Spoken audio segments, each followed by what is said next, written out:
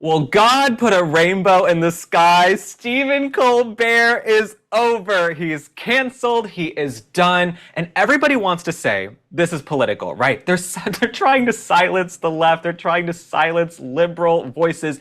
The fact that you're saying that, you prove that Colbert is a liberal hack. Okay, all he wants to do is hang out with like Cory Booker, Chuck Schumer, Zoran Mamdani, all of these liberals. That's who Colbert wants to hang out with, okay? He doesn't care about half the country, 77 million Americans who voted for President Trump. He cares about pleasing his base of liberals who need to feel coddled like little babies every single day when they tune in to his show. But let me tell you, this is not political whatsoever. Okay, Colbert is not being canceled for any political reasons. This is a financial reason. Okay, the free market, sometimes it takes the trash out, especially now because of the democratization of media, right? You can get your media from TikTok, X, Instagram, YouTube, podcasts, a myriad of cable news networks. There are a million streaming platforms. So if someone is not speaking to the people and they're not tuning in and they're not bringing in the revenue, the free market is going to take the trash out. And that's what happened with Stephen Colbert, okay? He was losing $40 million a year.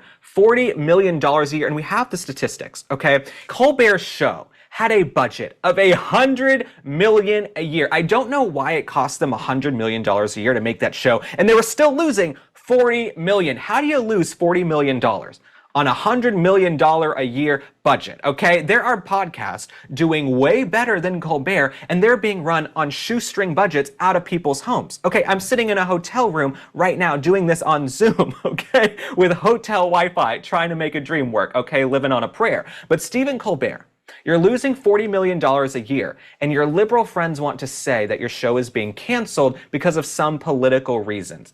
Absolutely malarkey, buffoonery, and tomfoolery could not be farther from the truth. If you ran a business, okay, if you ran a business and that business was losing $40 million a year, it wouldn't be a question of why you were shut down. Okay, people wouldn't say, oh, you're a Democrat, you're being silenced like NPR and PBS. Here's my thing. If these news shows and these news organizations can't sustain themselves, if they can't, have a captive audience and sustain themselves with ad revenue, then you got to go. That's how the market works. You got to get the hell out of here.